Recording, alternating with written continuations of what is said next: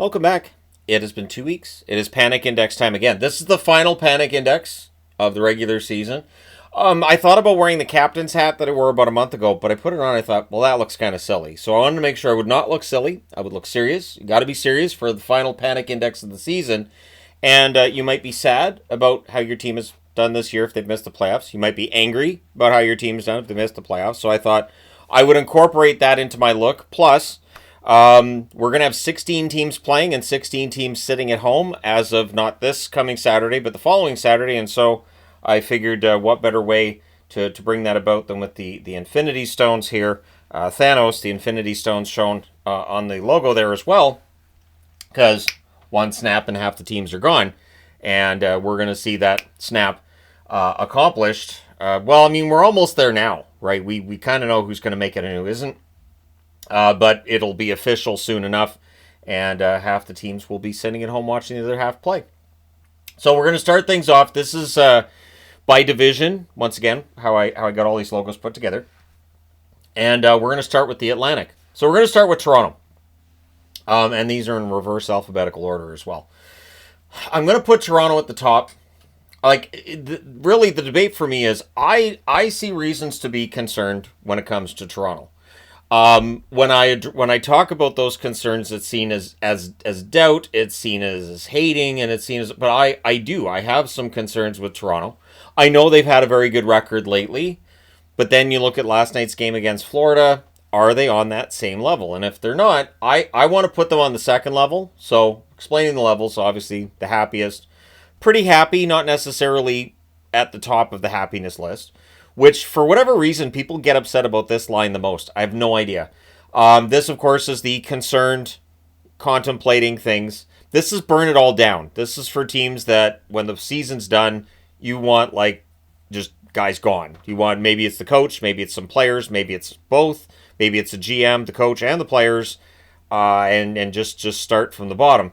And then here with the red phone, that is for teams that are waiting for the draft lottery. And there's no real concern because they're going through that rebuild process. So, yeah, Toronto, I'm going to put them at the top. It's hard not to put Tampa at the top as well. I feel like they belong on the second line. And Tampa fans may disagree. I feel like with Tampa, my concern with Tampa, it's not to this level. I'm going to put them on the second line. They're only 2 points back at Toronto. They may still end up finishing first in the division, but I'm going to put them on the second. You guys are going to... Really? Fine, I'll put them at the top then. Fine. Don't get out of the comments. Stop it. Fine. Ottawa belongs at the top as well. The Ottawa Senators making the playoffs for the first time in 8 years. It's been a long, long time. It's been a long time. I will be making video on the Ottawa Senators' return to the playoffs. It's a good story. I think it's always fun having as many Canadian teams in the playoffs as possible. And this year looks like we're going to have 5 out of 7 at the very least, which is great.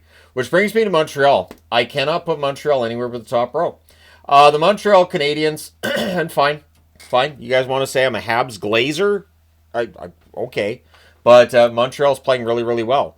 As a Boston fan, there's a great pain that will start hitting your stomach when you start talking positively about the Montreal Canadiens. It's a reaction that happens. Totally real. I'm not making that up at all. But for the Montreal Canadiens, they've been on a great run since Four Nations. They have played some of the best hockey of any team in the league, I think, since Four Nations. And so I feel like, top row in the Panic Index. There's no reason for any concern. Florida, I'm going to put them in the second line. I'm not going to put them unconcerned. But with the way Florida's been playing lately, last night was a good game. Last night was a very good game. But I have to look beyond just that one game, right? There has to be at least some level of, do I say lack of jubilance? Because this is not the concern line, but the second line for Florida, there are some things with this team that need to be ironed out between now and the playoffs. They will be. But, at this point in time, I do think there's some reason for concern. Getting Barkov back is a big part of fixing that concern, though. Detroit. I'm going to put Detroit here because I think when this season's done, Wings fans want to see something change. This is a team that was progressing very well, right? Very nearly made the playoffs last year, but they've taken a step back this year. And so this is where I think Yzerman's going to be more in focus for the fans and fan base. And yeah, I'm going to have Detroit right there. Buffalo's going there too. There's a lot of concern with Buffalo. They've been in this rebuild for over a decade. Haven't made the playoffs in 14 years. And so, yeah, something absolutely has to change. Boston. I'm debating about whether or not I'd put Boston in that same spot. I'm gonna put Boston next to the phone, and I'm gonna explain this simply.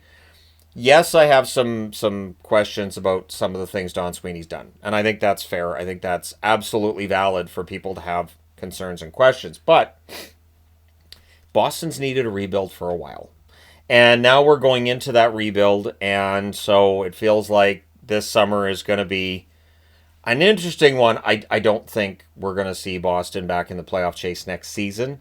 So I don't necessarily think there's much need to burn things down because they've already traded off some key parts of the team. And now it's just a matter of going through this process. Whether it lasts 2 years, 5 years, or 14 years, we'll see how long that rebuild lasts. Now we go to the Pacific Division. Vegas. Does Vegas go at the top?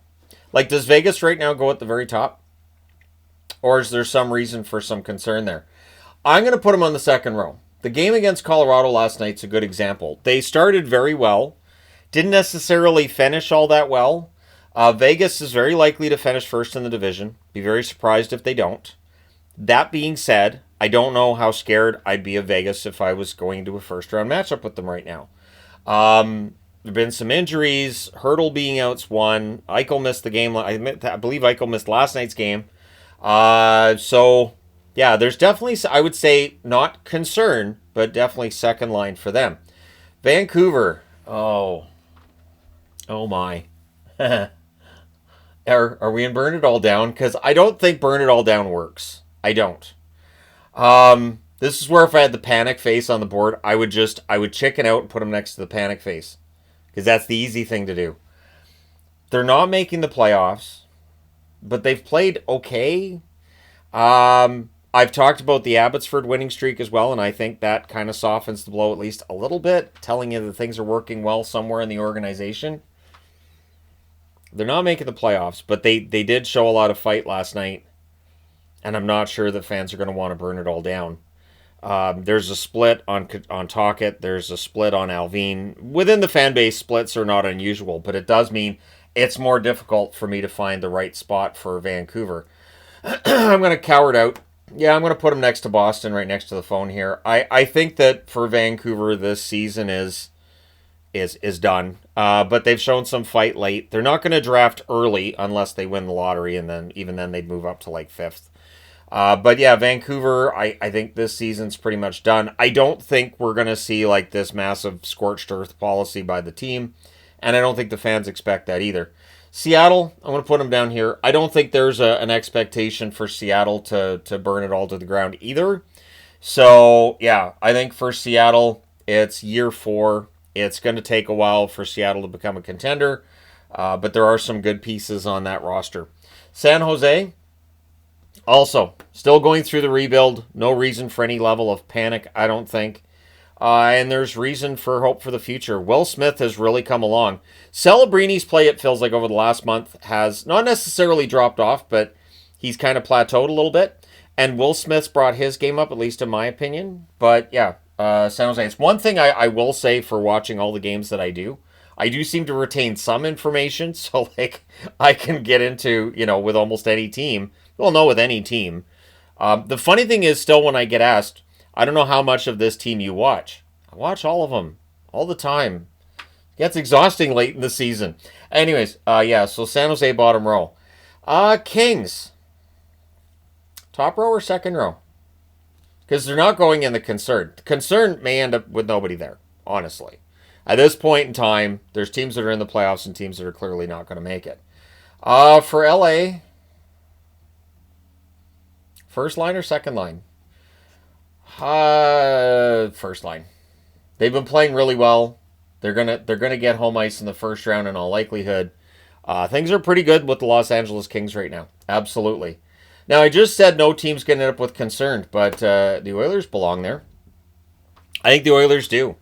Draisaitl's been out. He should be coming back soon. McDavid should be coming back as well. But yeah, the Oilers, I would say there's some real concern there. There was the opinion as well that they didn't address their needs at the deadline necessarily. And I do wonder whether or not Edmonton's going to be able to get past the LA Kings this year if that is the first round matchup. And it looks like that's highly likely. Calgary. The Flames are very likely to find themselves outside of the playoffs this year.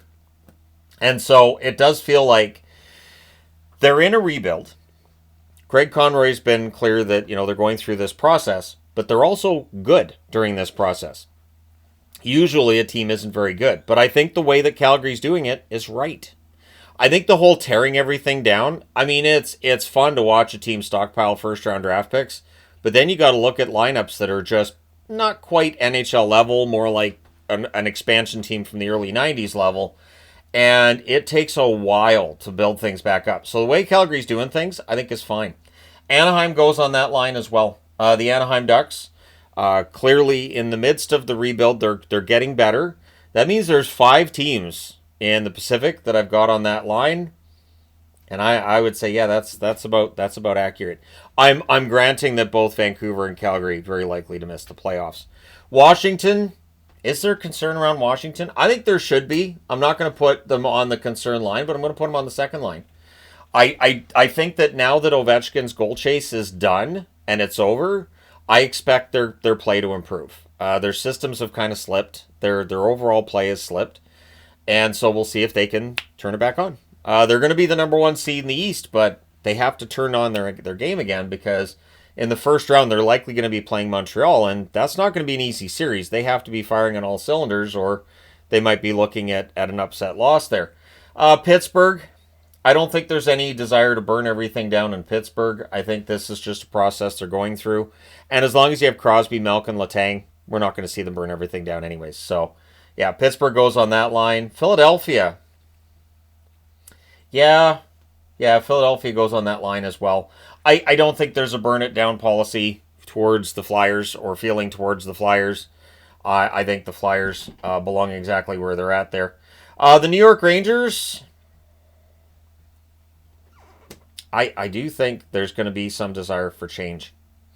And whether that happens behind the bench or if it happens with the players on the ice, I think the desire for change is there. There's really no reason for that New York Rangers roster to not be a playoff team, other than something we probably don't know much about. And I mean, like, maybe there's a split on the team, maybe there's a coaching issue. The talent is there, the depth is there, the results are not. So I do expect some changes. If that's going to be the coach and the coaching staff when the season's done, we'll find out soon enough. The Islanders. That's a tough one. Because the Islanders, obviously, not a playoff team at this point, so the top 2 rows aren't there. Concern, I don't feel like works for them either. I don't think burn it all down's there for the Islanders. The Islanders have never really had that vibe to them. At least under Lou Lamoriello, they really don't have that. And I don't expect the Islanders to go through that process this year either. The New Jersey Devils. I will put the Devils on the concerned line. Playoffs? Sure. Yep, playoff team. But are they going to be a first-round exit this year?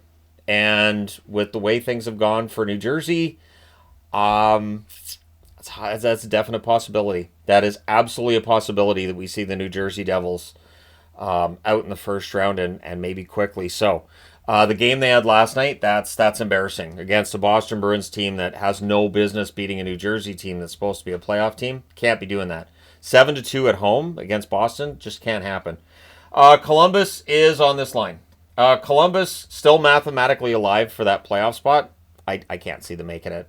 Columbus obviously has no pressure. There was no expectation on them before the season. I think they've exceeded expectations. And this summer they have a ton of cap space to work with. So it should be an interesting summer for them. Carolina. Top row or second row? They lost to Buffalo last night. And I mean, at times they look pretty good. But is it top row? I'm going to put Carolina in the second row. So it's interesting because that means I've got the top two teams on in the Metro on the second row. I keep turning and anger won't show up because when I turn, anger disappears. But I swear, anger is still there. It's very telling, isn't it? You can't see the anger, but it's there. I'm a Canuck fan. So Carolina, I'm going to put them on the second row and leave that there. There's part of me thinking, top row would be fine, but I'm just gonna. I don't know if I trust Kochetkov to take him that far in the playoffs. Freddie Anderson, do you trust him to stay healthy? So that might be why I have them on that line. Winnipeg, yeah. I mean, Winnipeg has been putting up a couple of duds here and there lately. It happens. You're gonna have a dud here and there. I don't think there's any reason for concern around the Winnipeg Jets at this time. Once we get to playoff time, they have to produce. They have to win at home. They have to assert themselves and show that, yes, we're a true contender. And getting through that first round and doing it in a manner that's really strong, maybe if it takes 5 games, I think would go a long way for that franchise.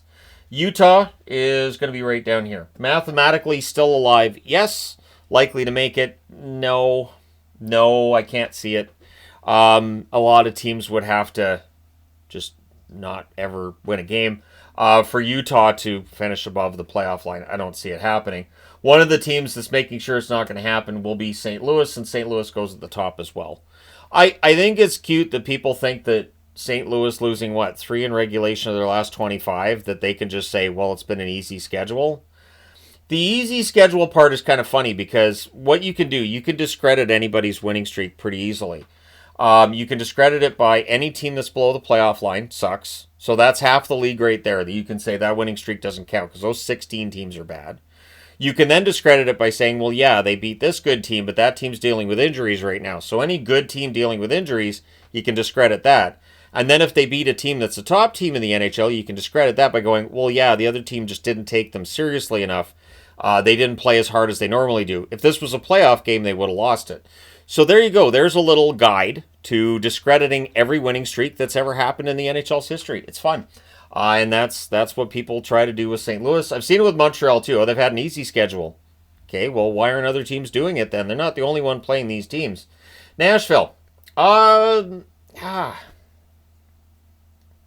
don't think Nashville fans want to see things stay on the same track. I think Nashville fans want to see something change with this season's done. So I do think there's going to be a desire to see some change made within that organization.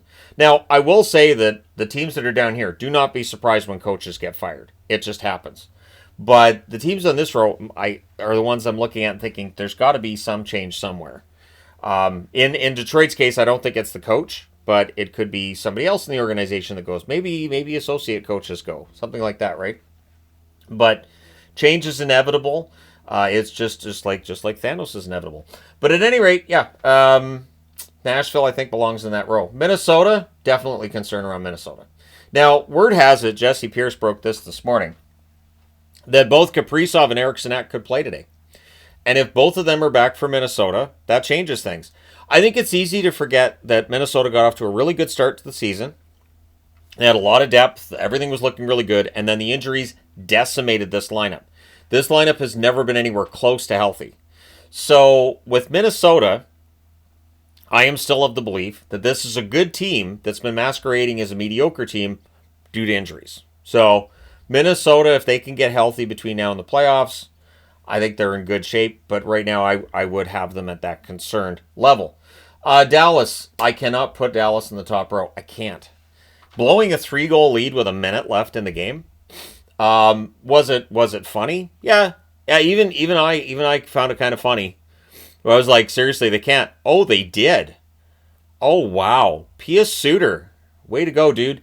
But, yeah, Dallas, they can't be doing that down the stretch. They're supposed to be trying to catch the Jets, not the Avalanche. So, because the Avs are beneath them in the standings, that's why I'm saying they're trying not to catch. Anyway, so, yeah, the Dallas Stars, I do think there's some reason for concern. Colorado has to be on the top row. Colorado showed last night against Vegas what they can do. The Avalanche have been playing pretty well, and now Landeskog. Landeskog could be coming back. So Even if he only plays 5 minutes a game, if he's on the fourth line, 5 minutes a game out of Landeskog is a heck of a lot more than they've got out of him since they won that Stanley Cup. And it could very well make them a Stanley Cup favorite again. Which leaves us with Chicago. Yeah, we're going to end with Chicago. Chicago still on the bottom row. I don't think there's a desire in Chicago to burn anything down at this point because Chicago's getting better. We're starting to see these young players like Levshunov and Nazar really come into their own. And I think there's a really promising future there for the Chicago Blackhawks. I think they're going to be good as soon as next season if they make the right moves this summer. So there you go. Panic Index, the final Panic Index of the 2024-2025 season, because 2 weeks from now we're going to be in the playoffs, so I can't do a Panic Index. But let me know your thoughts in the comments section below, as people always do and always will. I'm glad that I avoided that dreaded captain's hat, because that looks silly. So I have to look serious for videos like this for all you fine people on the internet. I have to be taken seriously as the hockey guy. So thank you for that. Thank you guys so much for all your support as always. Hit like and subscribe if you haven't done so already. Thank you guys so much for watching. I will talk to you again soon.